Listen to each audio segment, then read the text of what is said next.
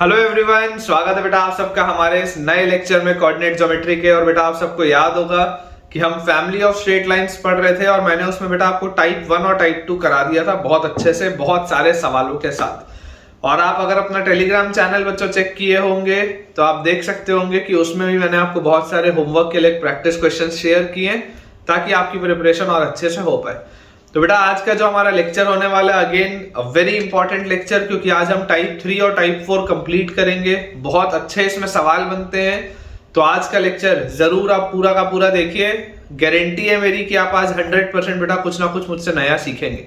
लेकिन आज का बच्चों लेक्चर स्टार्ट करने के पहले एज यूजुअल आप में से जितने बच्चों ने बेटा अभी तक हमारे टेलीग्राम चैनल को ज्वाइन नहीं किया है, आप सबसे पहले हमारे टेलीग्राम चैनल को ज्वाइन करें, जिसका ज्वाइनिंग लिंक आपको नीचे डिस्क्रिप्शन बॉक्स में दिख रहा होगा। बेटा उसे ज्वाइन करने से आपको दो एडवांटेज होंगे। फर्स्ट एडवांटेज तो बच्चों आपको ये होने वाला है कि क्योंकि बेटा मैं बहुत सारे लेक्चर्स एक दिन में पोस्ट करता हूँ, 11th का भी एक लेक्चर आता है, एक लेक्चर 12th का आता है, एक यूट्यूब शॉर्ट आता है, तो कई बार ऐसा हो जाता है बच्चों की कोई ना कोई लेक्चर बच्चे का स्किप हो जाता है। ठीक है, तो उससे आपका नुकसान हो सकता है। लेकिन अगर हमें उस चीज को बाईपास करना हो तो ज्यादा बेटर क्या होगा, ज्यादा बेटर ये होगा हमारे लिए कि हम टेलीग्राम चैनल से जुड़े, ताकि हमेशा हमें इस बात की जानकारी हो कि कौन से दिन कितने बजे एक नया लेक्चर पोस्ट किया गया है, ताकि आप हमेशा कोई भी लेक्चर स्किप ना करें और सारे लेक्चर्स देखें और उससे आपका फायदा हो। और जो सेकेंड और सबसे बड़ा एडवांटेज है वो ये है कि यहाँ पर तो मैं आपको बहुत सारे सवालों की प्रैक्टिस करवा रहा हूँ, लेकिन जेई मेंस और जेई एडवांस बच्चों क्रैक करने के लिए आपको और ज्यादा क्वेश्चंस को प्रैक्टिस करने की जरूरत है। और वो एक्स्ट्रा क्वेश्चंस आप जानते ही हैं कि आपको मिलते हैं आपके टेलीग्राम चैनल पे, तो जल्दी से ज्वाइन करिए और अपने प्रिपरेशन को नेक्स्ट लेवल पर लेके जाइए। तो चलिए बच्चों हम स्टार्ट करते हैं अपना आज का लेक्चर। और अगर आपको मेरे पढ़ाने से थोड़ा भी फायदा हो रहा है तो जल्दी से इस वीडियो को लाइक कर दीजिए। हमारे पास टाइप 3 बेटा लिखा हुआ है, टाइप 3। हमने टाइप 1 और टाइप 2 कर लिया था। टाइप 1 में बेटा हमने ये चीज देखी थी कि अगर दो लाइन के इंटरसेक्शन वाले पॉइंट से एक तीसरी लाइन जा रही हो तो उसको L1 प्लस लैम्डा L2 लिखते हैं, जो एक वेरिएबल लाइन होती है लैम्डा के टर्म्स में, और फिर कोई एक कंडीशन दी होती है लैम्डा निकालने के लिए, तो अपन वो लाइन निकाल लेते हैं। फिर टाइप 2 में हमने देखा कि अगर एक वेरिएबल लाइन दी होगी तो वो कौन से फिक्स पॉइंट से पास होगी, उसको किस तरीके से सॉल्व करते, यही मैंने आपको बताया। टाइप 3 में बच्चों क्या होता है, आपके पास 3 लाइंस दी होंगी, given 3 lines of a triangle. आपके पास 3 लाइंस दी होंगी, given 3 lines of a triangle. Compute the orthocentre, compute the orthocentre. आपको बच्चों ऑर्थोसेंटर इसमें निकालना है। Compute the orthocentre of the triangle, compute the orthocenter of the triangle without determining the vertices of triangle, without determining the vertices, without determining the vertices of the triangle, again बच्चों बहुत important concept है, आप याद करिए। मैंने आपको ये चीज बताई थी कि हमारे पास कभी भी हमको ऑर्थो सेंटर का रिजल्ट याद रखने की जरूरत नहीं है।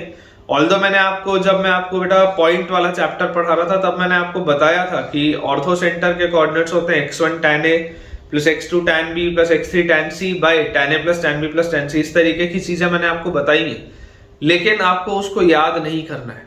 आपको उसको याद करने की बेटा जरूरत नहीं है। इंपॉर्टेंट यही है जो मैं आपको रिजल्ट बता रहा हूँ। ऑर्थो सेंटर अगर आपको निकालना होगा तो ऑर्थो सेंटर को या तो आप इस मेथड से निकाल सकते हैं जो अभी मैं आपको बताने वाला हूं, या बेटा आप ऑर्थो सेंटर कैसे निकाल सकते हैं कि आप सर्कम सेंटर निकाल लें, आप सेंट्रॉइड निकाल लें, और HGO 2:1 का रेशियो होता है कि centroid divides the line joining ortho centre and circum centre in the ratio 2:1। इस चीज को यूज करके आप ऑर्थो सेंटर निकाल सकते हैं। चलिए बेटा अपन अप्रोच इसमें समझते हैं कि अप्रोच क्या होना चाहिए। उसके बाद मैं आपको इस पर बेस्ड एक क्वेश्चन भी कराऊंगा ताकि आपको और क्लैरिटी आ जाए। इमेजिन करिए बेटा ये आपके पास लाइन L1 दी हुई है, this is your line L2 and this is your line L3। ठीक है, अपने पास 3 लाइंस दी हुई है और अपने को ऑर्थो सेंटर निकालना है। हम बच्चों देखो क्या चीज जानते हैं कि लाइन L1 और लाइन L2 के पॉइंट ऑफ इंटरसेक्शन से पास होती हुई कोई भी लाइन, इनके पॉइंट ऑफ इंटरसेक्शन से पास होती हुई कोई भी लाइन जो होगी that will be of the form L1 plus lambda L2 equal to 0। ये बात तो हमने पढ़ी है टाइप 1 में कि अगर हमारे पास दो पॉइंट ऑफ इंटरसेक्शन दिए हुए, दो लाइंस दी हुई हैं, तो उनके पॉइंट ऑफ इंटरसेक्शन से पास होती हुई कोई भी जो लाइन होगी that will be of the form L1 plus lambda L2 equal to 0। ये बात हम जानते हैं।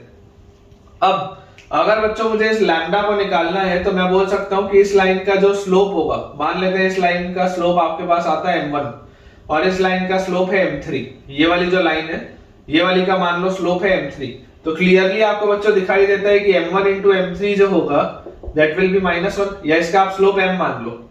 ठीक है, तो क्लियरली आपको बच्चों ये चीज दिखाई देती है कि m, इसका जो स्लोप है m into m3, m into m3 बच्चों जो आएगा आपके पास that will be equal to what, -1। ये बात हमको एकदम क्लियर होनी चाहिए। ठीक है, तो इस कंडीशन का इस्तेमाल करते हुए आप लैम्डा निकाल सकते हैं, और जैसे ही आपके पास बेटा लैम्डा आ जाएगा तो ये वाली स्ट्रेट लाइन आपको मिल जाएगी। अब ये वाली जो स्ट्रेट लाइन है basically what is this, this is an altitude. ये बच्चों ऑल्टीट्यूड है, करेक्ट। अभी अपन सवाल भी करेंगे, उससे क्लैरिटी आपको अच्छे से आएगी। सिमिलरली बेटा आप एक चीज और समझ सकते हैं कि देखो यहां पर आपके पास लाइन L1 और L3 के पॉइंट ऑफ इंटरसेक्शन से पास होती हुई कोई भी लाइन को आप क्या बोल सकते हैं, L1 और L3 के पॉइंट ऑफ इंटरसेक्शन से पास होती हुई कोई भी लाइन को आप बोल सकते हैं L1 plus lambda L3 equal to 0। ठीक है, मान लेते हैं इसका स्लोप n है, मान लेते हैं इसका स्लोप अपने पास n है, तो हम बच्चों क्या चीज जानते हैं, हम जानते हैं कि यार ये वाली जो लाइन है L1 प्लस लैम्डा L3, ये वाली लाइन का स्लोप और L2 के स्लोप को आप मान लो m2, तो हम जानते हैं कि n इंटू m2 क्या होगा, n इंटू m2 भी -1 होगा, ये भी -1 हमारे पास आएगा। तो जैसे ये भी बच्चों -1 हमारे पास आएगा, तो आप देख लीजिए ये पहले आपको एक ऑल्टीट्यूड मिला, उसके बाद ये दूसरा आपको ऑल्टीट्यूड मिला, तो ये दोनों ऑल्टीट्यूड को जब आप सॉल्व करेंगे तो ये दोनों ऑल्टीट्यूड को सॉल्व करते ही क्या मुझे ऑर्थो सेंटर के कोऑर्डिनेट्स मिल जाएंगे। अप्रोच समझ के चलो, थोड़ा सा कैलकुलेशन इसमें हाई होगा, लेकिन आप अप्रोच समझ के चलिए। आपने L1 प्लस लैम्डा L2 लिख के सबसे पहले एक लाइन का इक्वेशन लिखा इस फॉर्मेट में, और उसके बाद अगर मैंने इसका स्लोप m माना तो m मल्टीप्लाइड बाय m3, इसकी वैल्यू -1 करते ही अपन ने लैम्डा निकाल लिया। लेट अस से दिस इज योर लैम्डा 1। ठीक है, तो लैम्डा 1 हमने कैलकुलेट कर लिया, और लैम्डा 1 कैलकुलेट करते ही आपके पास ये ऑल्टीट्यूड मिल गया एक। ठीक है, ऑल्टीट्यूड आपके पास आ गया पहला। अब इसके बाद ऑल्टीट्यूड जैसे मिल गया, अब उसके बाद हमने क्या बोला, हमने बोला इसको आप बोल दो लैम्डा 2, तो L1 plus lambda 2 into L3, ये वाली एक कोई भी जनरल लाइन आएगी जो इन दोनों के पॉइंट ऑफ इंटरसेक्शन से पास होती होगी। अगर इसका स्लोप मैं n मानता हूं तो n इंटू m2 जो होगा वो भी -1 होगा, क्योंकि ये वाली लाइन इसके परपेंडिकुलर होगी, तो यहां से आपके पास लैम्डा 2 निकल आएगा, मतलब आपके पास सेकंड ऑल्टीट्यूड भी निकल आया। तो बच्चों जैसे ही हमारे पास ऑल्टीट्यूड फाइंड आउट हो चुका है, तो दोनों ऑल्टीट्यूड को जैसे आप सॉल्व करोगे तो ऑटोमेटिकली आपके पास ऑर्थो सेंटर के कोऑर्डिनेट्स आ जाएंगे। बहुत आसान सी बात है, कोई डिफिकल्टी नहीं है। मैं आपको बेटा इस पर बेस्ड एक सवाल कराता हूं, उससे देखिएगा आपका कंसेप्ट ज्यादा अच्छे से क्लियर होगा। देखिए बच्चों, सवाल अपने पास इसमें लिखा हुआ है, इसी टाइप का सवाल है। मैं क्वेश्चन आपके लिए लिख देता हूं। The equation of sides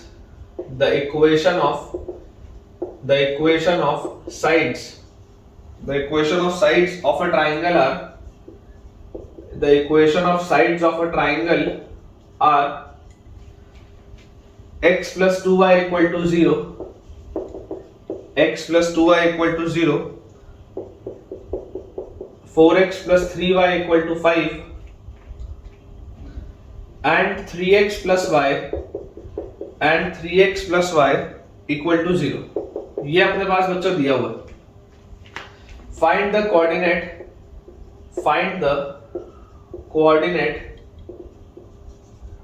coordinate of the orthocenter of the triangle.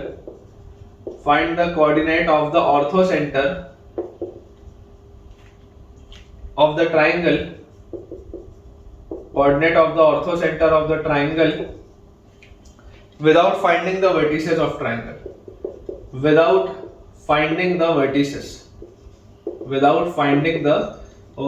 of the triangle. ठीक है, ये अपने पास बच्चों सवाल है कि आपको ऑर्थो सेंटर बताना है बिना इसके वर्टिसेस फाइंड आउट किए। ठीक है, क्या आपको ऑर्थो सेंटर बच्चों बताना है बिना इसके वर्टिसेस फाइंड आउट किए। तो बिल्कुल आपको समझ में आता है कि ये टाइप 3 का सवाल है। मैं आपको बोलता हूं कि आप इस तरीके से इन जनरल ये 3 लाइंस आप बना लीजिए। लेट अस से this is L1, this is L2 and this is L3। ठीक है, ये अपने पास लाइंस दी हुई है L1, L2 एंड L3। कोई भी 3 लाइन से अपन ने इस तरीके का एक ट्राइंगल अपने पास बना लिया। अब हमें इसमें देखो क्या समझ में आता है, हमें बच्चों ये चीज समझ में आती है कि L1 और L2 के पॉइंट ऑफ इंटरसेक्शन से पास होती हुई कोई भी जो लाइन होगी that will be of the form L1 plus lambda L2। इनके पॉइंट ऑफ इंटरसेक्शन से पास होती हुई कोई भी line will be of the form L1 plus lambda L2, जो L1 और L2 के पॉइंट ऑफ इंटरसेक्शन से पास होगी। तो L1 मेरे पास है x plus 2y plus lambda times L2 अपने पास है 4x plus 3y minus 5, this is equal to 0। यही आएगा अपने पास। तो यार यहाँ से आप देखो x के साथ क्या लिखा है, x के साथ लिखा है 1 प्लस 4 लैम्डा, फिर y के साथ हमारे पास लिखा हुआ है 2 प्लस 3 लैम्डा।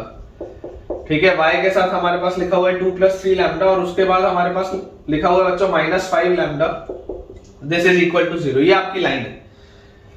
अब अगर ये मेरे पास लाइन है तो आपको बच्चों दिखाई दे रहा है कि इस लाइन का अगर आप स्लोप m मानते हो, अगर इसका आप स्लोप m मानते हो तो m की वैल्यू कितनी आ जाएगी 1 प्लस 4 लैम्डा डिवाइडेड बाय ये वाले चीज उधर जाएगा और फिर नीचे आएगा तो 2 प्लस 3 लैम्डा और आगे एक माइनस साइन लगा लेते हैं, ये अपने पास इसका स्लोप आ जाएगा।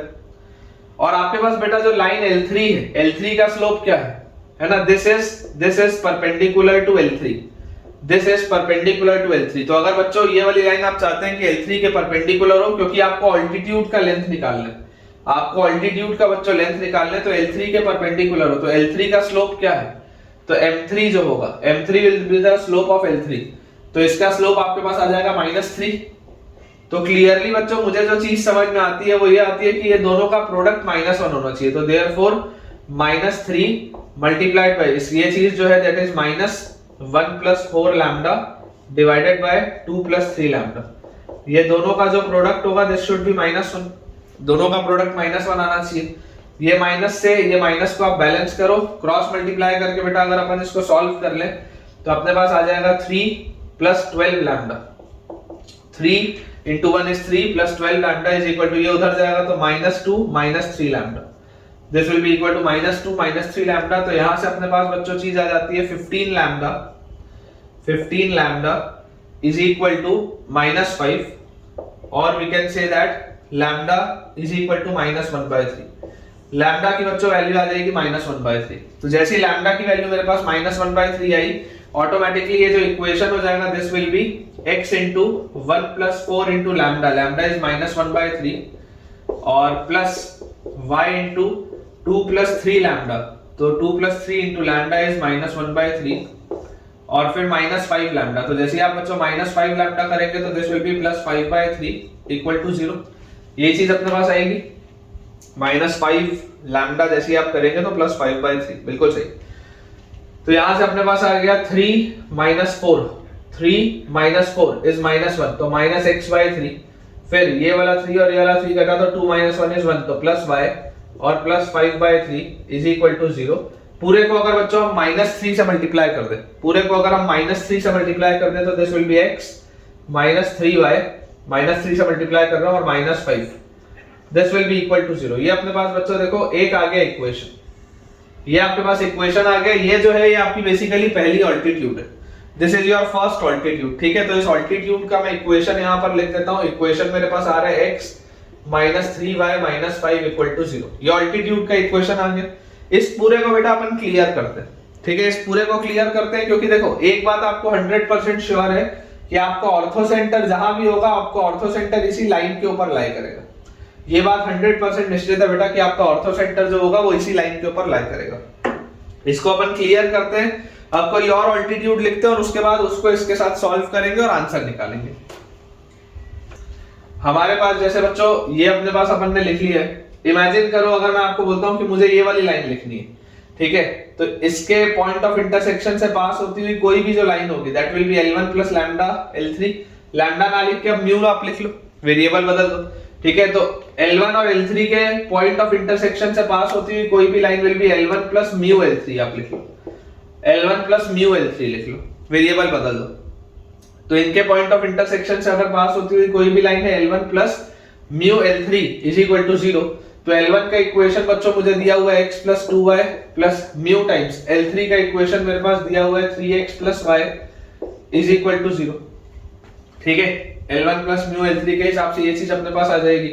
तो x का कोफिशिएंट अपने पास क्या आ रहा है, x का कोफिशिएंट आ रहा है 1 प्लस 3 म्यू, 1 प्लस 3 म्यू आ जा रहा है x का कोफिशिएंट। और उसके बाद बेटा अगर अपन देखेंगे इसका कोफिशिएंट y का, तो y का अपने पास कोफिशिएंट आ जाएगा यहां से 2 और प्लस y का कोफिशिएंट अपने पास आ जाएगा बच्चों यहां से 2 और यहां से आ जाएगा plus mu. This is equal to 0। Clearly आपको ये बात तो देखो दिखाई दे रहा है कि ये भी ओरिजिन से पास हो रहा होगा, ये बेसिकली ओरिजिन आएगा पॉइंट। इसको आप जब सॉल्व करोगे ना L1 और L3 को, तो L1 और L3 देख लो दोनों ओरिजिन को सेटिस्फाई कर रहा है, ये वाले पॉइंट के कोऑर्डिनेट 0,0 आएंगे, है ना। x का देखो कोफिशिएंट अपन ने लिख लिया 1 प्लस 3 म्यू और y का अपन ने कोफिशिएंट लिख लिया 2 प्लस म्यू, ये अपने पास आ गया। अब मुझे एक बात पता है कि इसका जो स्लोप होगा, लेट अस से इसका स्लोप n है, तो इसका अगर बच्चों स्लोप n होगा तो इसकी वैल्यू आ जाएगी -1 plus 3 mu by 2 plus mu, ये इसका स्लोप आ जाएगा, minus times of 1 plus 3 mu by 2 plus mu, ये इसका स्लोप आएगा। And this is perpendicular to, ये किसके परपेंडिकुलर होगा, L2 के। अगर आपको ऑल्टीट्यूड निकालना है तो this will be perpendicular to L2, तो L2 का स्लोप क्या है, L2 का स्लोप है m2, L2 का स्लोप है m2, इसका स्लोप कितना आ जाएगा, इसका स्लोप आ जाएगा -4/3, -4/3। तो आप बोल सकते हैं कि ये दोनों का भी जो प्रोडक्ट होगा, मतलब कि -4/3 multiplied by -1 plus 3 mu by 2 plus mu, ठीक है। इसकी वैल्यू अपने पास आएगी -1, तो माइनस से ये माइनस बैलेंस आउट हो गया। 4 का मल्टीप्लिकेशन करेंगे तो 4 plus 4 into 3 is 12 mu is equal to, ये उधर जाएगा तो 3 into 2 6 with a minus sign, तो -6 और 3 into mu is 3 mu with a minus sign, तो -3 म्यू। तो यहां से बच्चों अपने पास आ जाता है again 15 mu is equal to, ये 4 उधर जाएगा तो दिस विल बी -10 और मैं बोल सकता हूं mu will be equal to -2/3। Mu की बच्चों वैल्यू अपने पास आ जाएगी -2/3। इसको अगर बेटा मैं यहां पर सब्स्टिट्यूट कर दूं तो मेरे पास देखो क्या आ जाता है, x टाइम्स 1 प्लस 3 म्यू, तो 3 म्यू की वैल्यू कितनी आ रही है, 3 म्यू की वैल्यू अपने पास आ जा रही है यहां से अगर आप देखेंगे तो -2, ठीक है। x times 1 plus 3 mu plus y times 2 plus mu, mu की जगह आप लिखेंगे -2/3, दिस इज इक्वल टू 0। तो हमारे पास आ जाता है 1 - 2 इज -1, तो -x और 3 इंटू 2 6, 6 - 2 इज 4, तो +4/3, ये चीज आ जाती है, दिस इज इक्वल टू 0, ठीक है। ये अपने पास बच्चों आ गया, तो अपने पास यहां से आ गया, अगर मैं पूरे को -3 से मल्टीप्लाई कर दूं तो 3x और -4y इक्वल टू 0, ये अपने पास लाइन आ गई। वैसे भी आप जानते ही थे कि ये भी ओरिजिन से ही पास हो रही है, तो इसमें भी कांस्टेंट टर्म गायब होना ही था। तो ये वाला जो आपके पास लाइन का इक्वेशन आया, दिस इज सेकंड ऑल्टीट्यूड, जिसका इक्वेशन है 3x - 4y इक्वल टू 0। अब आपके पास बच्चों देखो दोनों ऑल्टीट्यूड आ चुके हैं, है ना। तीसरी ऑल्टीट्यूड निकालने की आपको जरूरत नहीं है, क्योंकि अगर आप इन दो ऑल्टीट्यूड को भी बेटा बस सॉल्व कर लेंगे तो आपका काम चल जाएगा, ठीक है। तो अपन इन दोनों ऑल्टीट्यूड को सॉल्व करते हैं, क्योंकि ऑर्थो सेंटर क्या होता है, ऑर्थो सेंटर इनके पॉइंट ऑफ इंटरसेक्शन पे होता है। बेसिकली आप इन दोनों को जब सॉल्व करेंगे तो आपके पास ऑर्थो सेंटर निकल के आना चाहिए। ऐसे वाले सवाल थोड़े लेंथी होते हैं बेटा, लेकिन ये अप्रोच हमको समझना बहुत जरूरी है। तो हमारे पास आ गया therefore x - 3y - 5 equal to 0, ये पहली line, and 3x - 4y equal to 0, ये मेरी दूसरी लाइन। तो यहां से आप जब सॉल्व इसको करोगे तो आपके पास आ जाएगा x will be equal to 4y/3, x will be equal to 4y/3, इसको आप उठा के इसमें डाल दो, तो 4y/3 - 3y - 5 is equal to 0। पूरे को 3 से अगर मैं मल्टीप्लाई कर दूं तो 4y - 9y और -15 इज इक्वल टू 0, तो -5y इज इक्वल टू 15। तो y की बच्चों वैल्यू अपने पास आ जाती है -3, ठीक है। y कोऑर्डिनेट अगर -3 आ गया तो -3 रखते ही 3 से 3 कटेगा, x की वैल्यू आ जाएगी -4। मतलब कि आपके पास बच्चों जो ऑर्थो सेंटर के कोऑर्डिनेट्स आएंगे, coordinates of ortho centre will be -4, -3, ये इसका आंसर होगा बेटा। कोऑर्डिनेट्स ऑफ ऑर्थो सेंटर देखिए कितने अच्छे हैं, coordinates of ortho centre will be -4, -3, और बिल्कुल बेटा अपना आंसर सही, बिल्कुल अपन ने सही तरीके से इसको सॉल्व किया है। तो आपको अप्रोच समझना बहुत जरूरी है, ठीक है ना बेटा, आपको ये अप्रोच समझना बहुत जरूरी है। तो अब से अगर ऑर्थो सेंटर का सवाल आता है तो आप ये वाला भी टेक्निक फॉलो कर सकते हैं। अभी तक आपको ये पता था कि सेंट्रोइड और सर्कम सेंटर निकाल के आप ऑर्थो सेंटर निकाल सकते हैं, लेकिन अगर मैं इस टेक्निक का भी इस्तेमाल करूं तो ऑर्थो सेंटर को फाइंड आउट किया जा सकता है। तो ये तो बच्चों हो गया पहला वैरायटी ऑफ क्वेश्चन जिसमें कि आप एक ट्राइंगल के अंदर आराम से ऑल्टीट्यूड्स का इक्वेशन लिख के ऑर्थोसेंटर लिख सकते हैं। सेकंड जो वैरायटी होती है, सेकंड वैरायटी होती है बेटा टाइप 3 में, जिसमें आप स्टार लगाएंगे, which is very very very important. It is to compute the equation of diagonals. ठीक है, मैक्सिमम लोग बेटा ये सब अपने टीचिंग नोट्स में नहीं कराते। मैक्सिमम मैंने बेटा टीचर्स को देखा ये सब अपने टीचिंग नोट्स में नहीं कराते, कई सारे कोचिंग इंस्टीट्यूट वाले नहीं कराते, लेकिन आपको ये सब पता होना चाहिए, इसीलिए तो आपसे अच्छे सवाल नहीं बनते। ठीक है, तो अगर ये सब आपको बेटा नया लग रहा है, मुझे कमेंट्स में आप बताइएगा। ये वाली चीज मुझे लगता है आपको हो सकता है न्यू लगे। To compute the equation of diagonals, ठीक है, to compute the equation of diagonals of a parallelogram, to compute the equation of diagonals of a parallelogram without determining the vertices,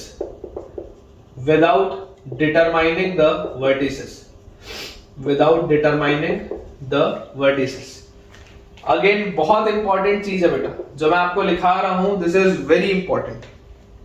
ठीक है, आपको देखो जो बेटा चीज समझने की जरूरत है वो ये है कि बिना वर्टिसेस सॉल्व किया आप डायगोनल्स का इक्वेशन कैसे लिखते हैं। फैमिली ऑफ स्ट्रेट लाइन में भी ये चीज की जा सकती है, फैमिली ऑफ स्ट्रेट लाइन से, है ना। मेरे हिसाब से तो यार कई सारे लोग ये चीज नहीं बताते, लेकिन अब आप मुझसे पढ़ रहे हैं तो आपको पता होना चाहिए, ऐसा मुझे लगता है। ठीक है, तो अपन मान लेते हैं बेटा, लेट अस से this is your line L1, this is your line L2, this is your line L3 and this is your line L4। ठीक है, L1 L2 L3 L4 बच्चों मेरे पास दिया हुआ है, मैं इक्वेशन लिख देता हूं। L1 का इक्वेशन है a1x plus b1y plus c1 equal to 0। इसका इक्वेशन है a1x plus b1y plus c2 equal to 0। इसका इक्वेशन है a2x plus b2y plus d1 equal to 0। ठीक है, और यहां पर अपने पास बच्चों इक्वेशन है a2x plus b2y plus d2 equal to 0। ये अपने पास बच्चों चीज लिखी। ठीक है, ये अपने पास बच्चों चीज लिखी हुई है। अब आप समझने की इसमें कोशिश करिए कि आपको अगर AC का इक्वेशन लिखना है, this is A, this is B, this is C and this is D। अगर मुझे डायगोनल AC का इक्वेशन लिखना है तो एक तरीका तो क्या होगा, एक तरीका होगा कि आप L1 और L4 को सॉल्व करो और आप वर्टेक्स A निकालो, फिर आप L3 और L2 को सॉल्व करो, आप वर्टेक्स C निकालो, और फिर 2 पॉइंट फॉर्म में आप स्ट्रेट लाइन का इक्वेशन लिखो। ये है पहला तरीका। ठीक है, this is your first method. एक सेकंड मेथड क्या हो सकता है कि ये दोनों के पॉइंट ऑफ इंटरसेक्शन से पास होती हुई जो लाइन होगी that will B L1 plus lambda L4। ये दोनों के पॉइंट ऑफ इंटरसेक्शन से पास होती हुई जो लाइन होगी that will B L2 plus mu L3, और वो दोनों लाइन सेम हो जाए, तो भी एक तरीका हो सकता है। ठीक है, लेकिन बेटा मैं आपको ये चीज बोल रहा हूं कि हम ऐसा नहीं सोचते। मैं आपको बेटा जो रिजल्ट बोल रहा हूं, पहले रिजल्ट लिखिए, उसके बाद फिर मैं आपको एक्सप्लेन करता हूं कि इस रिजल्ट से आंसर क्यों आ रहा है। अगर आपको AC का इक्वेशन लिखना है, A से C तक का अगर बच्चों आपको इक्वेशन लिखना है, तो जो तरीका होगा वो बहुत सिंपल सा है। AC के इस साइड जो दो लाइंस है वो कौन सी है, L1 और L2 है, तो आप लिख लो L1 इंटू L2। और AC के उस साइड जो दो लाइंस है वो कौन सी है, L3 और L4 है, आप इधर लिख लो L3 इंटू L4। बस ये आंसर, खत्म हो गया, इतने में हो गया। AC के इस साइड जो दो लाइंस है आप इन दोनों का प्रोडक्ट कर दो, that is L1 L2। AC के उधर जो दो लाइंस है उन दोनों का प्रोडक्ट कर दो, दैट इज L3 L4। खत्म हो गया, इतना ही है। इसको सिंपलीफाई करोगे, जो आंसर आएगा वही आपका मेन आंसर होगा। पूछो कैसे, तो देखो। ठीक है, ये मेरे हिसाब से बहुत इंपॉर्टेंट है। 99% टीचर्स नहीं बताते ये चीज, हो सकता है उनको भी ना आता। 99% टीचर नहीं बताते, तो भाई साहब जितने टीचर्स लोग भी इस वीडियो को देख रहे हैं, कृपया इसको अगली बार से बताएं। ठीक है, बच्चों को बेटा इस बात पे ध्यान देना है कि अगर आप ये इक्वेशन लिखते हैं तो इससे आंसर क्यों आता है। अगर आपको ये चीज नहीं आती थी, मुझसे अभी सीखी है, तो मुझे कमेंट्स में आप शेयर करें कि ये चीज आपको नहीं आती थी। L1 का इक्वेशन क्या है, L1 का इक्वेशन है a1x plus b1y plus c1। ठीक है, L2 का इक्वेशन क्या है, L2 का इक्वेशन है a2x plus b2y plus d1, और is equal to L3 L4 अगर मैं लिखता हूं तो L3 का इक्वेशन है a1x plus b1y plus c2 multiplied by L4 का इक्वेशन आ जाएगा a2x plus b2y plus d2। ये आपके पास चीज आएगी। अच्छा, इसको अगर आप मान लो सिंप्लीफाई करो, सिंप्लीफाई अगर आप करोगे तो देखो a1 a2 x स्क्वायर आएगा। यहाँ पे टर्म पूरा सिंप्लीफाई नहीं कर रहा हूं मैं, आपको सिर्फ उसकी फील दे रहा हूं कि बेसिकली स्ट्रेट लाइन क्या होता है। स्ट्रेट लाइन होता है जब आपके पास लीनियर इक्वेशन है, करेक्ट। लीनियर इक्वेशन में आप स्ट्रेट लाइन बोलते हैं। आप यहां पर बेटा ध्यान से देखो, x स्क्वायर का कोफिशिएंट क्या आएगा, x स्क्वायर का कोफिशिएंट आएगा a1 a2। यहां पर भी x स्क्वायर का कोफिशिएंट आएगा a1 a2, वो तो कैंसिल आउट हो जाएगा। y स्क्वायर का कोफिशिएंट आएगा b1 b2, यहां पर भी y स्क्वायर का कोफिशिएंट आएगा b1 b2, वो भी कैंसिल आउट हो जाएगा। xy का बेटा अगर आप कोफिशिएंट देखोगे तो ये a1 b2, देखो x और y का कोफिशिएंट तो a1 b2 plus a2 b1, a1 b2 plus a2 b1, क्योंकि ये वाला x ये वाले y से मल्टीप्लाई होगा तो xy आएगा, और ये वाला x ये वाले y से मल्टीप्लाई होगा तो xy आएगा। तो a1 b2 plus a2 b1 ये आता है xy का। नीचे भी देख लो, a1 b2 plus a2 b1, नीचे भी वही आता है। तो basically x square y square और xy वाले टर्म्स एलिमिनेट होंगे। x square y square and xy terms will be eliminated, ठीक है। ऑटोमेटिकली वो बेटा कैंसिल आउट हो जाएंगे, और अगर वो कैंसिल आउट हो जाएंगे तो आपके पास जो लेफ्ट ओवर इक्वेशन होगा वो एक सिंपल सा लीनियर इक्वेशन होगा x और y। तो ये आपका आंसर एक ये स्ट्रेट लाइन रिप्रेजेंट करेगा, this represents a straight line. ये बात तो समझ में आता है, this is a straight line. क्यों स्ट्रेट लाइन होगा मैंने आपको एक्सप्लेन कर दिया कि स्ट्रेट लाइन होगा क्योंकि x स्क्वायर वाला टर्म y स्क्वायर वाला टर्म और xy वाला टर्म कट गया, तो अब केवल x केवल y या कोई कांस्टेंट टर्म बच रहा होगा तो चलेगा, स्ट्रेट लाइन तो आ जाएगा। अब ये स्ट्रेट लाइन AC ही क्यों है, why is this straight line AC only? तो मैं आपको बच्चों ये बोलता हूं कि आप A का कोऑर्डिनेट मान लो x1 y1, B का आप कोऑर्डिनेट मान लो x2 y2, C का आप कोऑर्डिनेट मान लो x3 y3, और बच्चों D का आप कोऑर्डिनेट मान लो x4 y4। और मुझे जरा आप बच्चों सोच के इस बात को बताओ कि अगर आप वर्टेक्स A की बात करें तो क्या वर्टेक्स A को जब मैं L1 पे रखूंगा या वर्टेक्स A को जब मैं L4 पे रखूंगा तो सेटिस्फाई होगा या नहीं होगा? होना चाहिए, क्योंकि वर्टेक्स A एक ऐसा कोऑर्डिनेट है जो L1 को भी सेटिस्फाई कर रहा है और L4 को भी सेटिस्फाई कर रहा है, दोनों पे लाई कर रहा है। तो आप बच्चों जरा सोच के देखो, जब आप वर्टेक्स A डालोगे तो वर्टेक्स A जब आपने पुट किया तो वर्टेक्स A L1 को 0 कर देगा और L4 को भी 0 कर देगा। वर्टेक्स A जो होगा जब आप L1 की जगह डालोगे तो ये पूरा 0 हो जाएगा, और L4 की जगह डालोगे तो ये पूरा भी 0 हो जाएगा। मतलब वर्टेक्स A इस इक्वेशन को सेटिस्फाई कर रहा है, करेक्ट। सिमिलरली बच्चों अगर आप वर्टेक्स C ध्यान से देखोगे तो वर्टेक्स C एक ऐसा इक्वेशन है जो L2 को और L3 को सेटिस्फाई कर रहा है। मतलब कि अगर आप वर्टेक्स C भी डालोगे तो वर्टेक्स C जो होगा वो L2 को और L3 को 0 कर देगा। वर्टेक्स C बच्चों जो आपके पास आएगा, वर्टेक्स C पुट करते ही L2 0 हो जाएगा और वर्टेक्स C पुट करते ही L3 भी 0 हो जाएगा। तो मतलब आप ये समझो कि ये एक स्ट्रेट लाइन है। स्ट्रेट लाइन क्यों है मैंने आपको समझा दिया। ये एक ऐसी स्ट्रेट लाइन है जो कि A जिसको सेटिस्फाई कर रहा है और जिसको C भी सेटिस्फाई कर रहा है। ये एक ऐसी स्ट्रेट लाइन आ रही है जिसको A भी सेटिस्फाई कर रहा है और जिसको C भी सेटिस्फाई कर रहा है। तो बच्चों अगर इस स्ट्रेट लाइन को, एक स्ट्रेट लाइन यूनिक होती है अगर वो कोई दो फिक्स पॉइंट से पास हो रही हो। एक स्ट्रेट लाइन अगर किसी एक पॉइंट से पास हो रही हो तो ऐसे करोड़ों स्ट्रेट लाइंस हो सकती है जो किसी एक पर्टिकुलर पॉइंट से पास होती है, लेकिन दो अलग अलग पॉइंट से पास होने वाली एक ही स्ट्रेट लाइन हो सकती है। तो आप देख सकते हैं कि L1 L2 is equal to L3 L4 represents a straight line. ये बात तो सही है। अब ये जो स्ट्रेट लाइन है, ये स्ट्रेट लाइन A को भी सेटिस्फाई कर रही है। A रखने पर भी ये पूरी चीज 0 हो जा रही है और C रखने पर भी ये पूरी चीज 0 हो जा रही है, क्योंकि जब आप A रखोगे तो L1 0 हो जाएगा तो ये खत्म, L4 0 हो जाएगा तो ये भी खत्म, सेटिस्फाई हो गया। C रखोगे तो L2 0 हो जाएगा तो ये खत्म, L3 0 हो जाएगा तो ये भी खत्म। तो भाई साहब अगर A भी सेटिस्फाई कर गया, C भी सेटिस्फाई कर गया, इसका मतलब ये स्ट्रेट लाइन कौन सी होगी? 100% ये स्ट्रेट लाइन AC होगी। तभी तो A भी इसको सेटिस्फाई करेगा और C भी करेगा। एक स्ट्रेट लाइन तो बेटा मैक्सिमम दो ही पॉइंट से पास हो सकती है। मतलब दो यूनिक पॉइंट्स अगर आपको मिल गए तो फिक्स हो जाएगी स्ट्रेट लाइन, उसके अलावा आप और कुछ नहीं कर सकते। तो ये अपने पास आ जाता है। सिमिलरली अगर बच्चों मुझे डायगोनल BD की बात करनी हो, अगर बेटा मुझे डायगोनल BD की बात करनी हो तो डायगोनल BD के लिए भी जो अप्रोच होगा वो बहुत सिंपल सा है कि जैसे आपने AC के दोनों साइड देखा, वैसे अब आप BD को ऑब्जर्व करो। अगर आप बच्चों BD को ऑब्जर्व करोगे तो ये जो BD वाली लाइन है, इस BD वाली लाइन के इधर जो दो लाइंस है वो कौन सी है? L1 और L4 है। तो L1 L4 is equal to BD के उधर वाली जो लाइंस है वो कौन सी है? L2 L3 है। तो L2 L3 खत्म हो गया। यही है BD का डायगोनल। क्या है BD का डायगोनल? यही आएगा।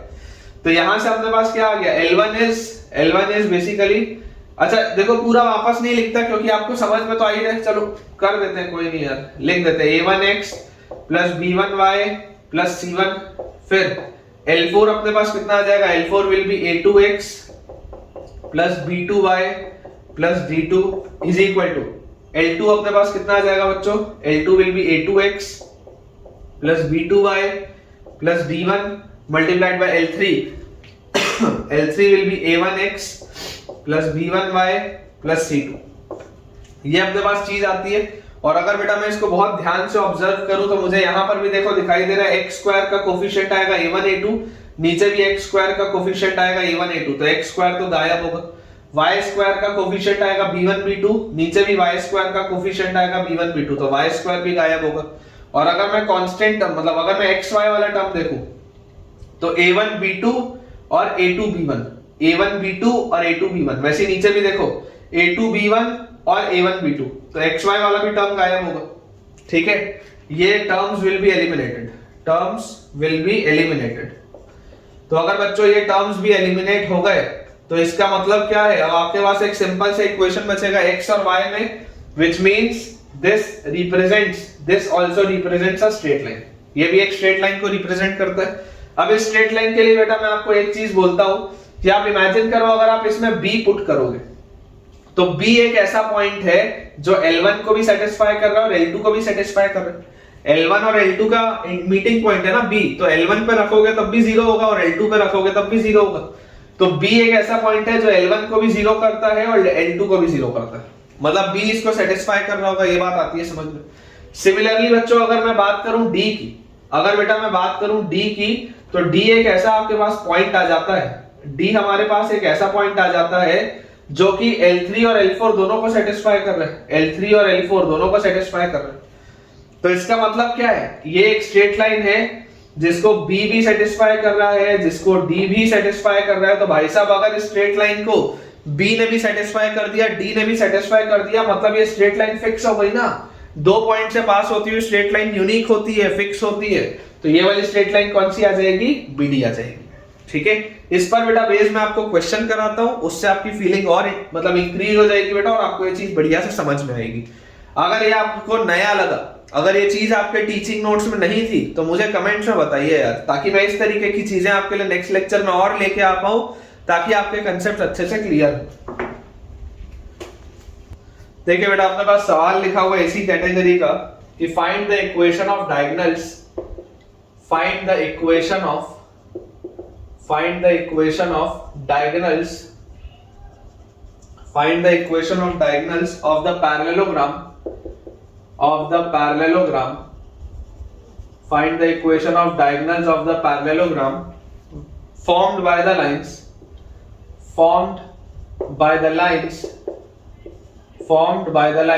आपको बच्चों मैं लाइंस लिख दे रहा हूं, 2x minus y plus 7 equal to 0, 2x minus y plus 7 equal to 0, उसके बाद 2x minus y minus 5 equal to 0, उसके बाद है 3x plus 2y, 3x plus 2y minus 5 equal to 0, and last अपने पास लिखा हुआ है 3x plus 2y plus 4 equal to 0।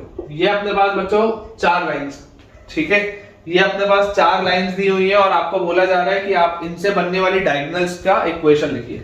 मान लेते हैं ये L1 है, ये L2 है, ये L3 है और ये L4 है। फॉर्मूला रट के मत रखो, आप सिर्फ तरीका समझो। अगर मैं बोलता हूं कि आप देखो ये वाली दो लाइंस आपको पैरेलल दिख रही है, ये वाली भी आपको दो लाइंस पैरेलल दिख रही है, तो पैरेललोग्राम तो बन रहा होगा। फॉर्मूला रट के मत रखो, ठीक है, फॉर्मूला इसलिए मत आप रट के रखो बेटा क्योंकि पिछले वाले में हो सकता है मैंने L1 L2 कुछ और माना हो, तो आप अगर फॉर्मूला रट्टा मारोगे तो प्रॉब्लम आएगी।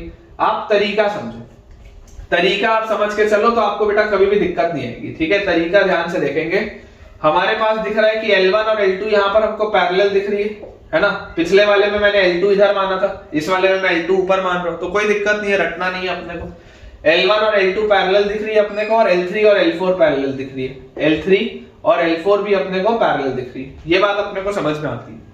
और मुझे बेटा एक चीज यहाँ पर दी गई है कि मुझे अगर मान लो ये वाले डायगोनल का इक्वेशन लिखना है, इस डायगोनल का इक्वेशन अगर मुझे लिखना है तो ये वाली डायगोनल का इक्वेशन क्या होना चाहिए, L1 L4 is equal to L2 L3, ये आना चाहिए इसका equation L1 L4 is equal to L2 L3।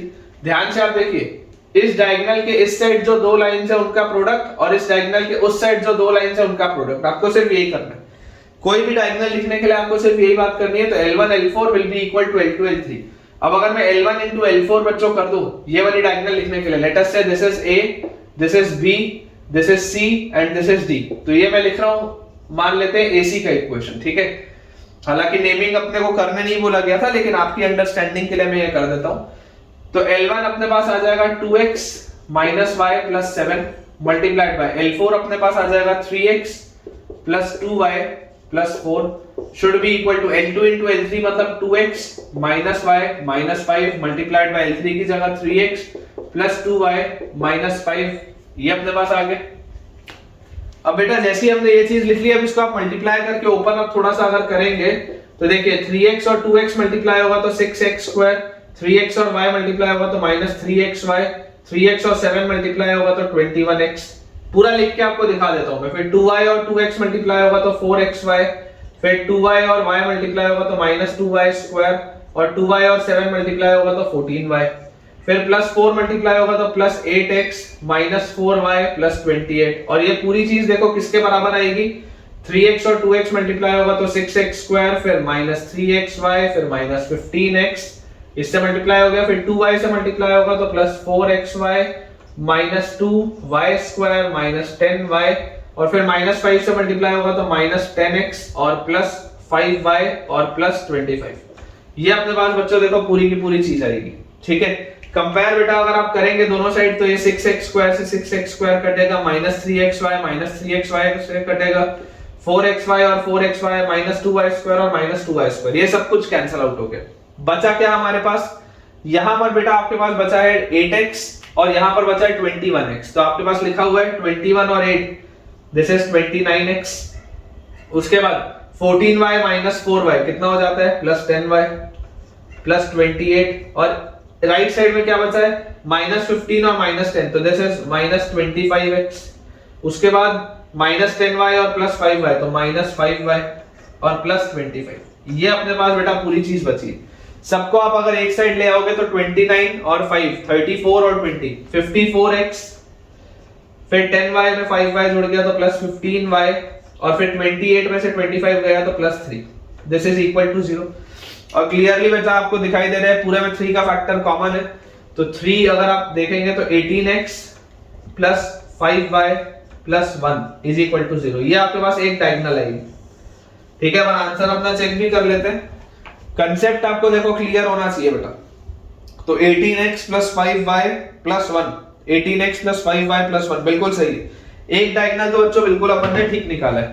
Second diagonal भी देखते हैं। सेकंड डायगोनल अगर आपको निकालना है तो इसको अपन यहां से थोड़ा सा इसको क्लियर करते हैं, और सेकंड डायगोनल आपका होगा BD, ठीक है। अब अगर आपको बच्चों ये BD वाला डायगोनल बताना है तो BD वाला डायगोनल आप कैसे निकालोगे, ये जो BD वाला आपके पास डायगोनल है, इस डायगोनल को निकालने का जो तरीका होगा दैट विल बी BD के इस साइड जो दो लाइंस है और BD के उस साइड जो दो लाइंस है। तो इसके इस साइड क्या है, L3 L1 L3, और उस साइड क्या है, L2 L4। तो ये दोनों सेम होना चाहिए, ठीक है ना। फॉर्मूला रट के नहीं रखना, फॉर्मूला रट के नहीं रखना, बस तरीका समझ के चलो, इस साइड और उस साइड। तो L1 L3 मतलब आपके पास आ गया 2x minus y plus 7 multiplied by L3 is 3x plus 2y minus 5, ठीक है, is equal to L2 into L4। तो L2 is 2x minus y minus 5 और L4 is 3x plus 2y plus 4। तो आप बच्चों अगर मल्टीप्लाई करेंगे तो देखो यहाँ पे आपके पास आ गया 6x square minus 3xy plus 21x, फिर 2y मल्टीप्लाई करेंगे तो प्लस 4xy और minus 2y square plus 14y, और माइनस 5 मल्टीप्लाई करेंगे तो minus 10x plus 5y minus 35, this is equal to, इस साइड क्या है 6x square minus 3xy minus 15x, और फिर 2y जाएगा तो प्लस 4xy, ठीक है, प्लस 4xy। उसके बाद 2y मल्टीप्लाई अगर करेंगे तो माइनस 2y स्क्वायर और माइनस 10y, और 4 उधर जाएगा तो plus 8x minus 4y minus 20, ये अपने पास आता है, ठीक है, सॉल्व अगर बेटा आप करोगे 6x स्क्वायर से 6x स्क्वायर माइनस 3xy से minus 3xy minus 2y square से minus 2y square plus 4xy से प्लस 4xy, सब कट गया।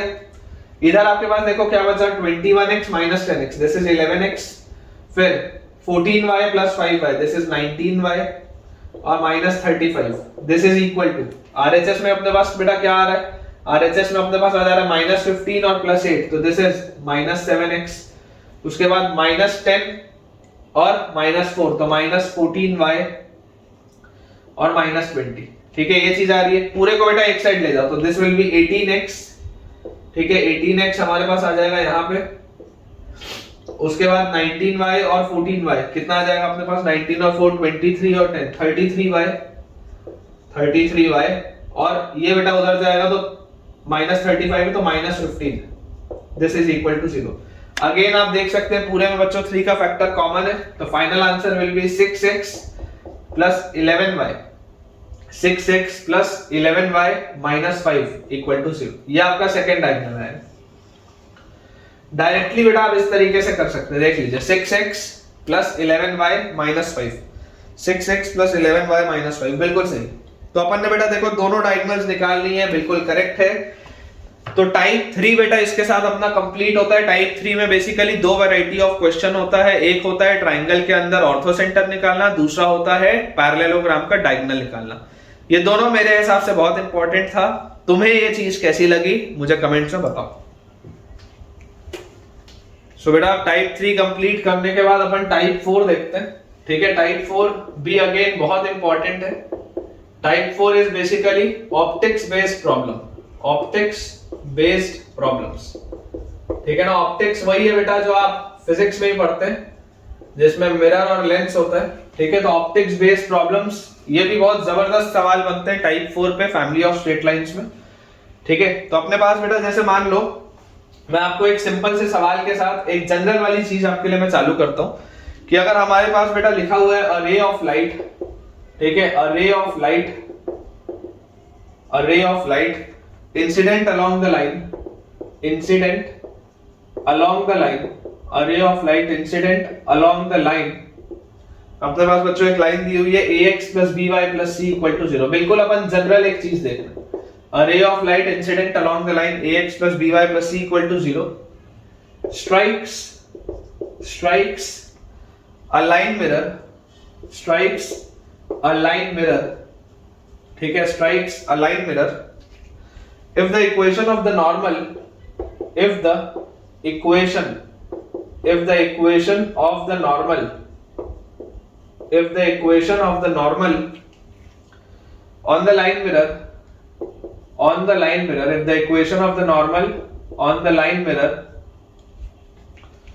at the point of incidence, at the point of incidence, at the point of incidence is, at the point of incidence is px plus qy plus r equal to 0, at the point of incidence is px plus qy plus r equal to 0, find the equation of reflected ray, find the equation of reflected ray, find the equation of reflected ray। ठीक है, ये अपने पास बेटा देखो सवाल है, आप इसमें समझने की कोशिश करो हो क्या रहा है, मैं आपको समझाता हूं। ठीक है, मतलब बहुत बेसिक सा बेटा इसमें कंसेप्ट लगेगा फिजिक्स का, बाकी तो पूरा का पूरा मैथ्स ही है इसमें। तो बोला जा रहा है ray of light incident along the line ये strikes a line mirror if the equation of the normal. आपके पास बच्चों एक मिरर है, ठीक है, एक मिरर हमारे पास दिया हुआ है, मुझे ऐसा लग रहा है कि मैं फिजिक्स पढ़ा रहा हूं आपको। तो इस मिरर में एक इंसिडेंट रे बेटा आके टकराती है। ठीक है, एक इंसिडेंट रे आके टकराती है, जब वो टकराती है तो एक नॉर्मल बनता है और एक रिफ्लेक्टेड रे आपके पास निकलती है। ठीक है, हम सब बेटा जानते हैं कि इस मिरर के परपेंडिकुलर जो लाइन होती है उसको नॉर्मल बोला जाता है। This is your incident ray, this is your reflected ray, this is angle of incidence between incident ray and normal, और this is angle of reflection. हम सब ये जानते हैं, हम सबको ये बात भी पता है कि ये जो छोटा सा एंगल है और ये वाला जो छोटा सा एंगल है, ये दोनों एंगल बराबर होते हैं। अगर आप प्रॉपर बेटा पॉलिश्ड सरफेस पे रिफ्लेक्शन करा रहे हैं तो एंगल ऑफ इंसिडेंस और एंगल ऑफ रिफ्लेक्शन जो होता है वो सेम होता है। आपको बेटा ये वाली जो लाइन का इक्वेशन दिया हुआ है, this is ax plus b y plus c equal to 0। और ये जो नॉर्मल का बच्चों आपको इक्वेशन दिया हुआ है, इक्वेशन ऑफ नॉर्मल आपको दिया हुआ है p x plus q y plus r equal to 0, ये हमारे पास दिया हुआ है।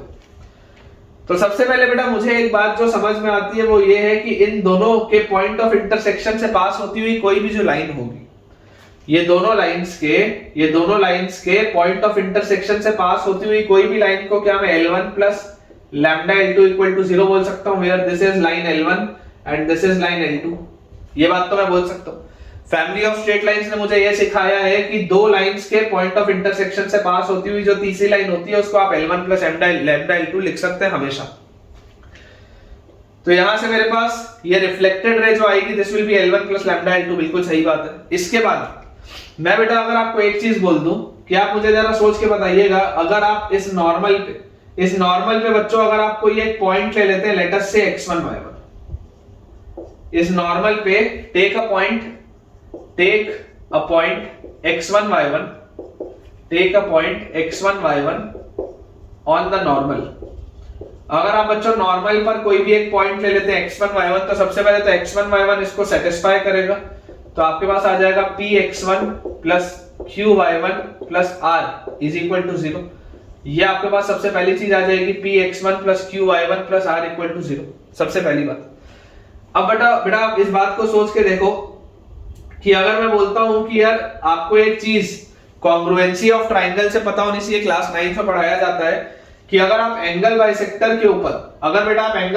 के ऊपर कोई भी एक पॉइंट लें और उससे अगर आप दो परपेंडिकुलर ड्रॉप करें, एंगल बाइसेक्टर के ऊपर अगर आप कोई भी पॉइंट लें और उससे बेटा अगर आप दो परपेंडिकुलर ड्रॉप करें, तो इन परपेंडिकुलर्स को ड्रॉप करने पे ये जो दोनों ट्राइंगल मिलते हैं ना, ये दोनों ट्राइंगल कॉन्ग्रुएंट होते हैं। अगर आप ये परपेंडिकुलर ड्रॉप करेंगे तो दोनों ट्राइंगल कॉन्ग्रुएंट होंगे।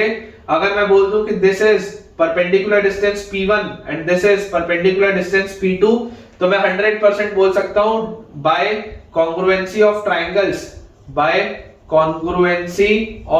ट्राइंगल्स आप बोल सकते हो कि P1 और P2 बराबर होगा, जो परपेंडिकुलर डिस्टेंस होगा वो बराबर होगा। कैसे कॉन्ग्रुएंट होंगे ट्राइंगल, देखो ये वाले दोनों एंगल इक्वल है, इंसिडेंस और रिफ्लेक्शन वाले, एक एंगल 90 डिग्री है, और ये वाला जो बेटा साइड है ये कॉमन है।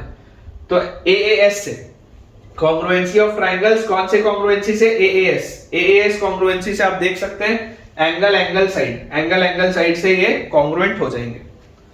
अब अगर बेटा ये चीज कॉन्ग्रुएंट आपके पास आ जाती है तो यहां से CPCD से आपके पास P1 इक्वल टू P2 हो जाएगा। P1 क्या है, P1 is the perpendicular distance of this line from the point x1 y1। तो P1 को आप देखो क्या लिख सकते हो, P1 को बेटा आप लिख सकते हो ax1 plus by1 plus c by under root of a square plus b square.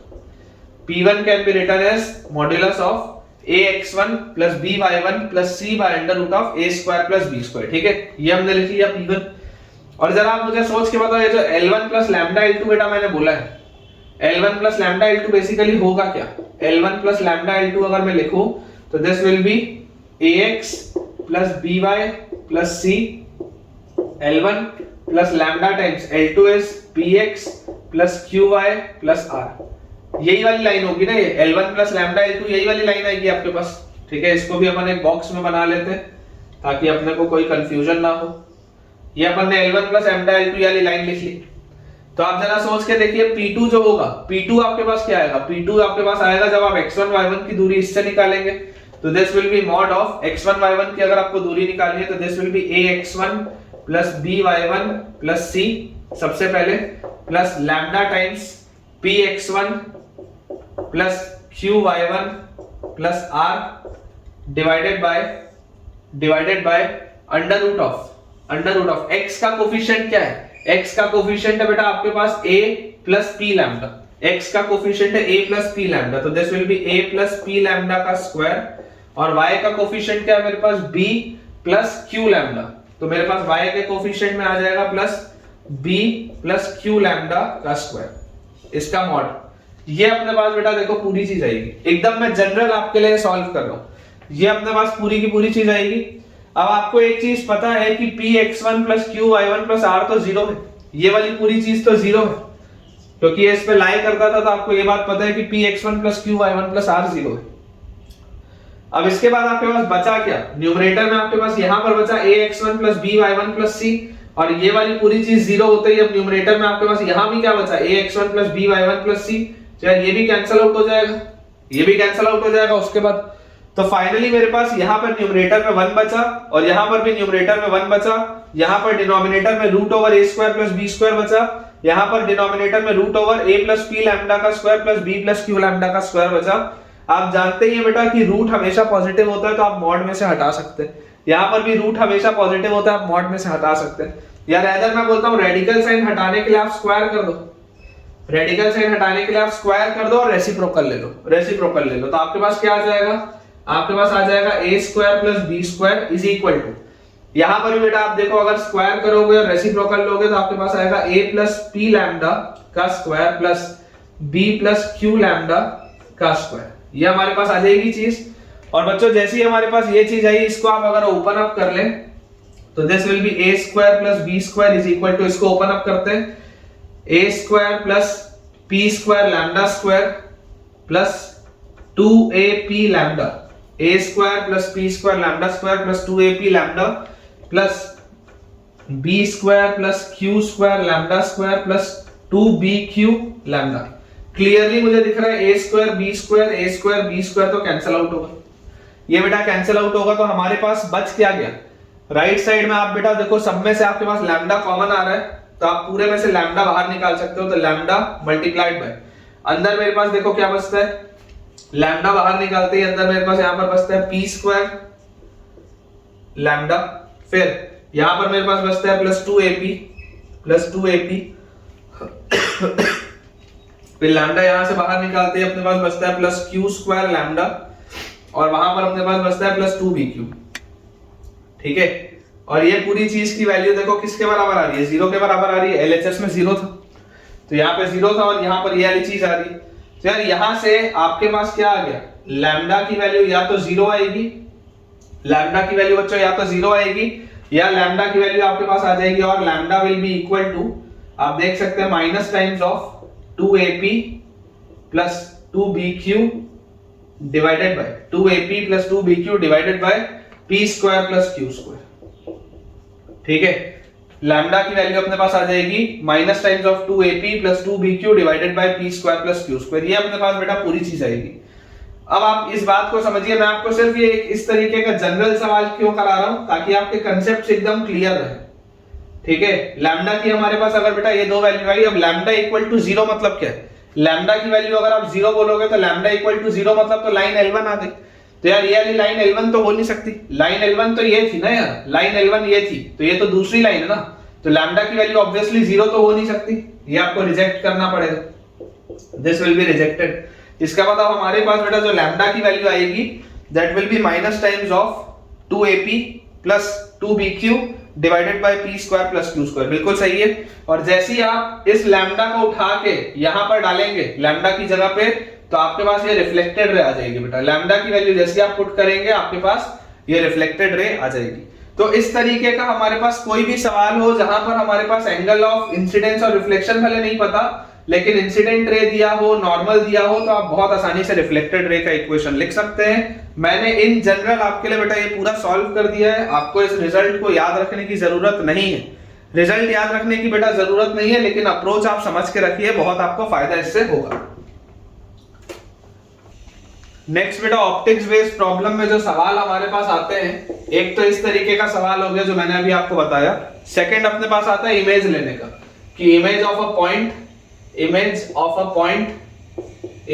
Point about a line, किसी भी लाइन के अबाउट इमेज किस तरीके से निकाला जाता है, इस तरीके के भी सवाल बहुत फ्रीक्वेंटली आते हैं और हमको इसका अप्रोच बच्चों पता होना चाहिए।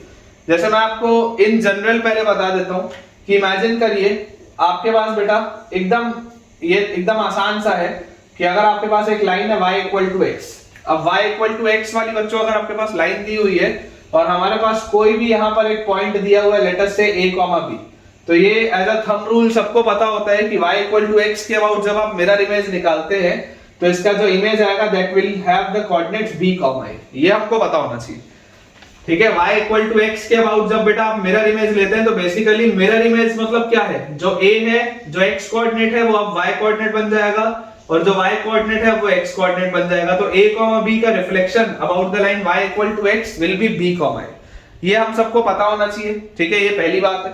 और सिमिलरली बेटा जो दूसरी बात हमको और पता होनी चाहिए कि ये y equal to x line के अलावा अगर मान लो आपके पास लाइन आ जाए y इक्वल टू -x, अगर बेटा मान लो आपके पास लाइन आ जाए y इक्वल टू -x, तो इस लाइन के अबाउट मान लो अगर आपको कोई एक पॉइंट दिया हुआ है a, b, तो जो इसका रिफ्लेक्शन होगा, इसका रिफ्लेक्शन आ जाएगा -b, -a, b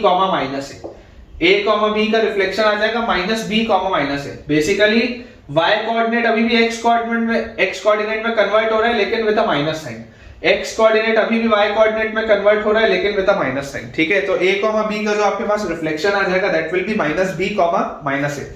तो ये तो बेटा बहुत बेसिक सी बात थी जो हमको पता होना चाहिए था। इसके अलावा अगर मान लो इन जनरल मेरे पास कोई भी लाइन और कोई भी पॉइंट आए तो क्या उसका तरीका होता है, हम सबसे पहले बेटा वो आइडेंटिफाई करते हैं। उसके बाद मैं आपको इसका एक फॉर्मूला भी लिखा दूंगा, ठीक है। फॉर्मूले का डेरिवेशन ऐसा अपने लिए काम का नहीं है, लेकिन अगर अपने को रिजल्ट याद हो तो समय बचता है। तो सबसे पहले तो इन जनरल अपन मान लीजिए एक क्वेश्चन हमको दिया हो कि फाइंड द कोऑर्डिनेट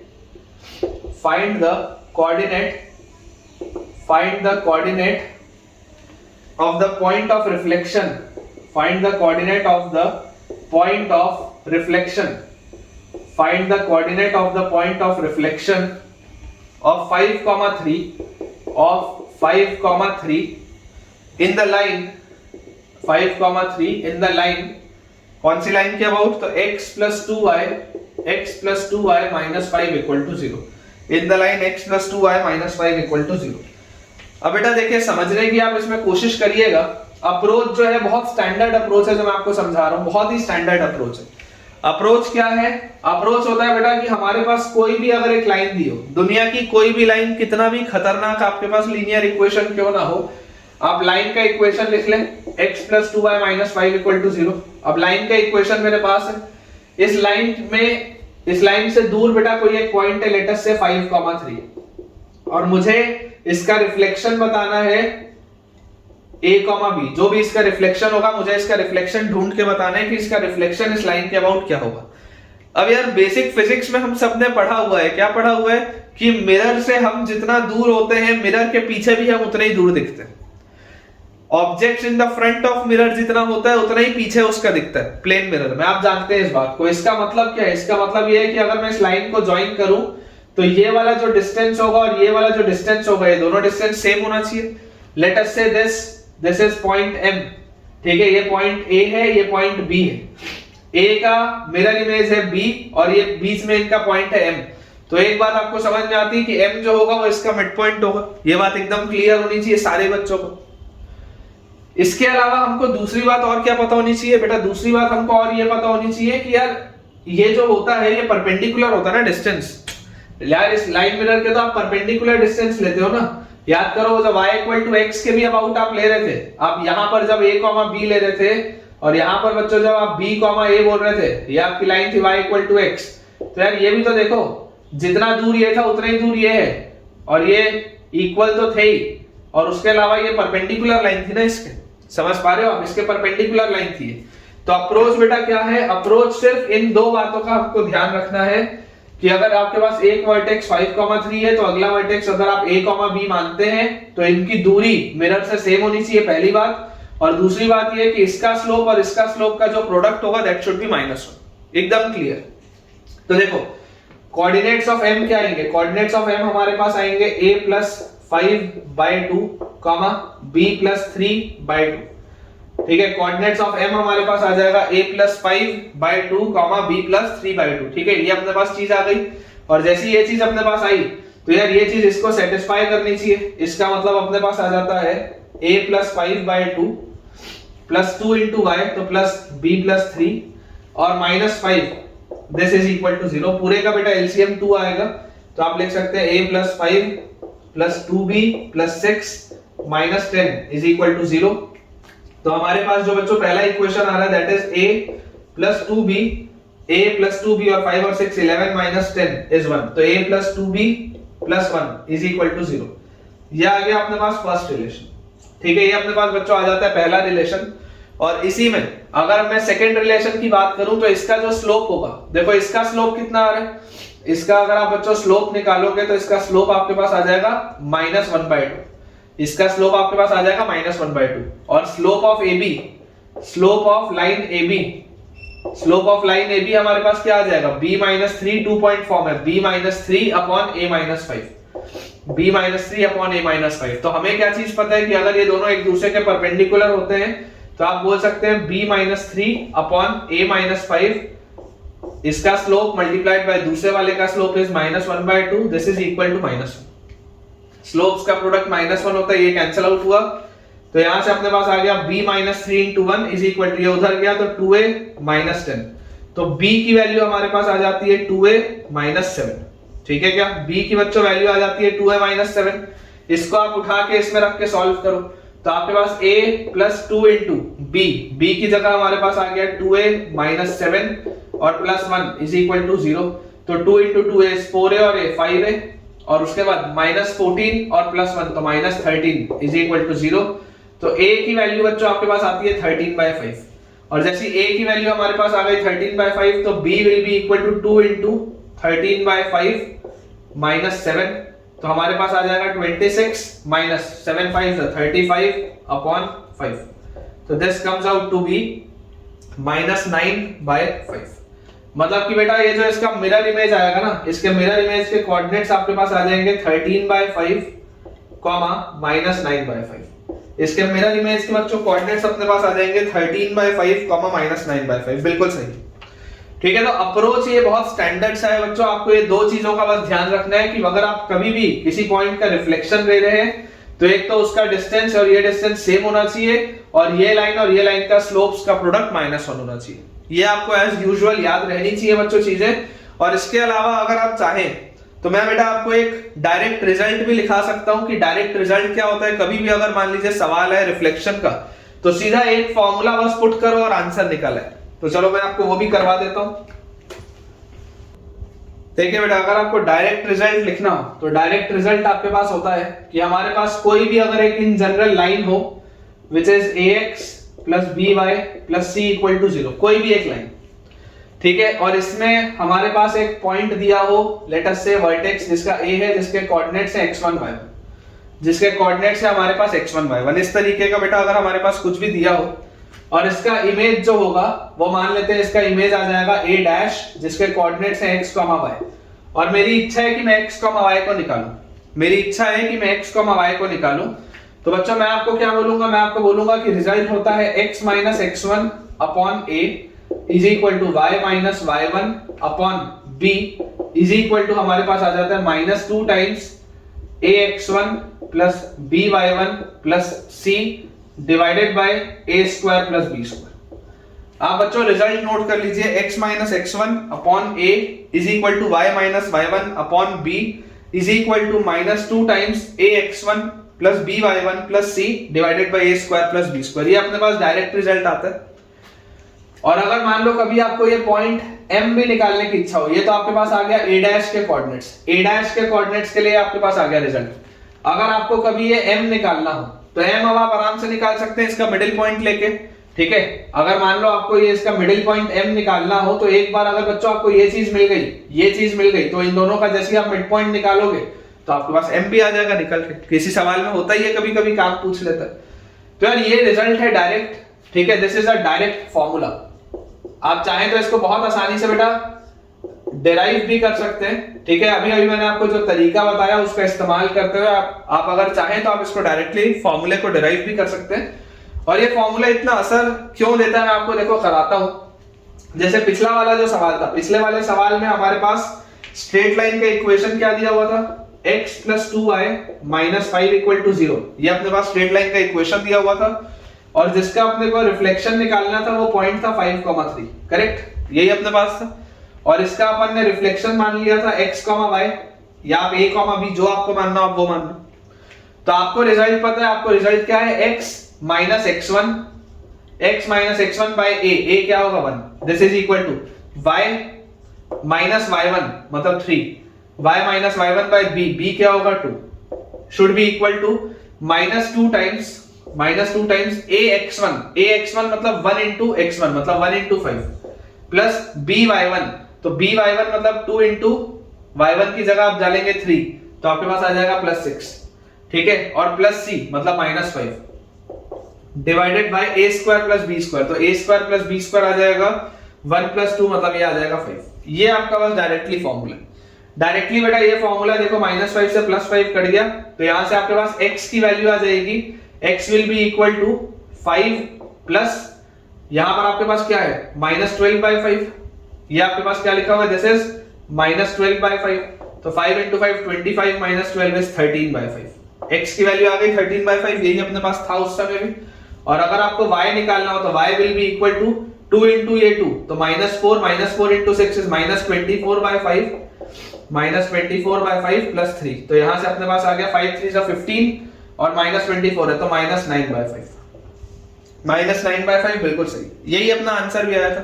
तो आप बच्चों देख सकते हैं कि किस तरीके से ये फॉर्मूले से हमारे पास डायरेक्ट रिजल्ट आता है। अगर आपको ये फॉर्मूला याद हो, मैं इसमें बेटा बॉक्स भी बना देता हूं, ये फॉर्मूला आपको याद रखना चाहिए आइडियली, क्योंकि इससे क्या होता है समय बचता है, समय बेटा अपना बचता है। तो अगर आपको ये फॉर्मूला याद हो तो बहुत अच्छा है बेटा, जल्दी से ये सवाल सॉल्व हो जाता है।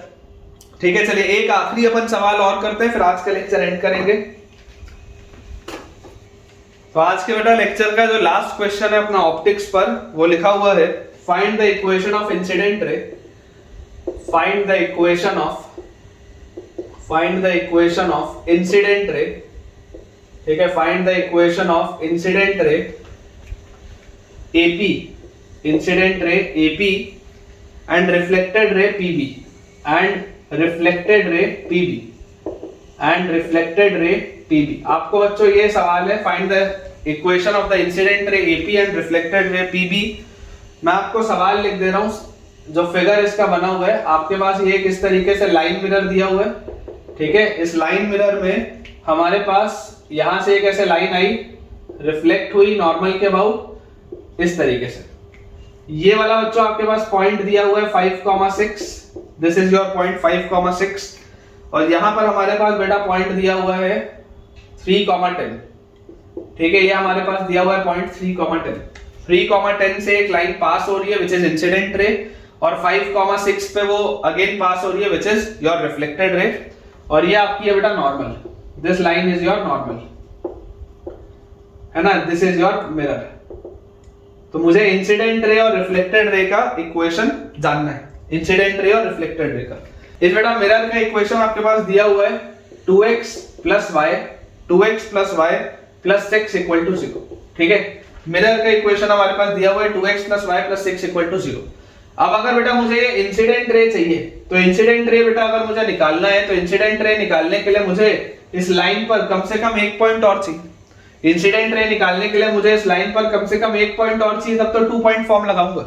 या रिफ्लेक्टेड रे अगर निकालना है तो कम से कम एक पॉइंट और चाहिए, तभी तो 2 पॉइंट फॉर्म लगाऊंगा। तो मैं आपको बेटा ये बोलता हूं कि आप अप्रोच समझना, बहुत ध्यान से आप इसका अप्रोच समझना, कि आप ऐसा सोचो कि अगर ये रिफ्लेक्टेड रे यहां कहीं पीछे से आ रही होती, ये रिफ्लेक्टेड रे अगर बेटा यहां कहीं पीछे से आ रही होती, तो क्या ये बात की फीलिंग आपको आती है क्या कि यार ये वाले पॉइंट का रिफ्लेक्शन यहां पर कहीं पर होता? थोड़ा ऐसे फील लेके सोचो कि यार अगर ये रिफ्लेक्टेड रे यहां से कहीं पीछे से आ रही होती, तो ये वाले पॉइंट का रिफ्लेक्शन ऐसा कहीं पे यहां पर पीछे होता। क्यों इसका पीछे ऐसा होता रिफ्लेक्शन? क्योंकि हमको एक बात समझ में आती है कि अगर ये लाइन मिरर है, तो लाइन मिरर के आगे जितना पॉइंट दिखता है उतना ही उसके पीछे पॉइंट दिखता है। तो ये जो हमारे पास डिस्टेंस आएगा, ये वाला डिस्टेंस और ये वाला डिस्टेंस सेम आएगा, और ये लाइन इसके परपेंडिकुलर होगी। ऐसा समझ में आता है, ये अप्रोच है। बहुत अच्छा सवाल है बेटा, ये स्टार लगा के रखेंगे। अप्रोच मैं आपको समझा रहा हूं कि मैंने आपको अप्रोच के लिए क्या बोला, मैंने आपको ये बोला कि आप इसका रिफ्लेक्शन निकाल लो पीछे। ये लाइन मिरर आपको दिया हुआ है, आप इस लाइन के अबाउट उसका एक बार रिफ्लेक्शन निकाल के देखो क्या आता है। तो अगर मैं आपको बोलूं कि reflection of 3,10 about 2x plus y plus 6 equal to 0, reflection of 3,10 about 2x plus y plus 6 equal to 0। तो बेटा अगर आपको इसका रिफ्लेक्शन उसके पीछे निकालना होगा तो अप्रोच क्या होगा? अप्रोच बहुत सिंपल सा है कि रिजल्ट होता है x माइनस x1, ठीक है ना, x माइनस x1, तो x1 इज 3 बाय ए की वैल्यू है 2 is equal to y minus y1 this is 10 upon b की वैल्यू है 1 this is equal to -2 times ax1। तो ax1 मतलब कि आपके पास आ जाएगा 6 प्लस by1 तो by1 आपके पास आ जाएगा 10 और plus c upon under root of मतलब sorry upon a square plus b square. तो a square plus b square आ जाएगा 5। ये आएगा अपने पास पूरी चीज। और जैसी बच्चों ये चीज अपने पास आई तो यहां से इसका रिफ्लेक्शन जो आ रहा है कोऑर्डिनेट इसको अपन लिख लेते हैं this is x will be equal to -4/5 या ऐसा लिख लो 3 प्लस -4/5। ठीक है ये 2 उधर जाएगा तो -4/5 इंटू 6 प्लस 6 तो 12 और 10 22। ये अपने पास आएगा 3 ऐड हो जाएगा उसके बाद 3 प्लस -4/5 इंटू 22। तो यहां से बेटा अपने पास एक चीज क्या आ गई देखो 5 3 सा 15। ठीक है 5 3 सा 15 और -88/5। ठीक है ये अपने पास आ जाएगा 5 3 सा 15 और -88/5। तो यहां से अपने पास ये कितना आ गया 15 - 88 इज वैसे बच्चों यहां से अगर आप y की वैल्यू देखेंगे तो y will be equal to 10 plus 6 और 6 12 और 10 22 तो -44/5। ठीक है डायरेक्टली यहां पर लिख लेते हैं -44/5। ये अपने पास आ जाता है। तो यहां से बेटा y की वैल्यू आपके पास आ जाती है 6/5। y की वैल्यू आपके पास आ जाती है 6/5। अब हमको एक चीज बच्चों और पता है कि यार आपके पास देखा जैसे ये वाला पॉइंट मिल गया। ठीक है ये वाला बेटा पॉइंट मिलते ही आप समझो कि ये जो पूरा है ये पूरा का पूरा आपका क्या होगा रिफ्लेक्टेड रे होगा। ये जो आपका बेटा पूरा का पूरा आएगा ये रिफ्लेक्टेड रे आएगा। तो रिफ्लेक्टेड रे के लिए आपको दो कोऑर्डिनेट्स मिल चुके हैं एक है 5,6 और दूसरा बेटा जो आपके लिए रिफ्लेक्टेड रे का कोऑर्डिनेट है दैट इज -63/5, 6/5। ठीक है ये दो आपके पास देखो कोऑर्डिनेट्स आ गए रिफ्लेक्टेड रे के। तो आप इसको सॉल्व करके रिफ्लेक्टेड रे निकाल सकते हैं। ठीक है आप इसको सॉल्व करके रिफ्लेक्टेड रे निकाल सकते हैं और जो भी वो रे आएगी इस रे को आप सॉल्व कर लो। जो भी बेटा ये रे आएगी इसको आप सॉल्व कर लो विद 2x + y = 6। तो जैसे ही आप इसको सॉल्व करोगे 2x + y = 6 तो आपके पास ये वाला कोऑर्डिनेट आ जाएगा लेट अस से a। आपके पास ये वाला कोऑर्डिनेट आ जाएगा है ना। तो आपको जैसे a मिल जाएगा यहां से तो उसके बाद आपको इंसिडेंट रे भी मिल जाएगी। इंसिडेंट रे के लिए आपको क्या चाहिए a के कोऑर्डिनेट्स आप निकाल चुके हैं और दूसरा कोऑर्डिनेट आपके पास है 3, 10। तो आप बेटा ऐसा करिएगा कि इस क्वेश्चन को सॉल्व करके इसको बेटा मैं अब सिर्फ सॉल्व नहीं कर रहा हूं बाकी मैंने आपको तरीका बता दिया है। आप इसको सॉल्व करके मुझे कमेंट सेक्शन में आंसर्स अपने पोस्ट करिए और मैं देखता हूं कि आपने सही इसको सॉल्व किया या नहीं या आपने ये कंसेप्ट अच्छे से सीखा या नहीं। तो अगर बेटा आपको आज के लेक्चर से कुछ भी फायदा हुआ है आपको अगर आज कुछ भी बेनिफिट मिला है तो मुझे कमेंट्स में आप बताइए कि आज आपने क्या मुझसे नया सीखा। और अगर आपको थोड़ा सा भी बेनिफिट हुआ हो तो जल्दी से वीडियो को लाइक करें, चैनल को सब्सक्राइब करें और दोस्तों के साथ इस वीडियो को शेयर भी करें ताकि उनकी पढ़ाई भी बहुत अच्छे तरीके से हो पाए। Thank you.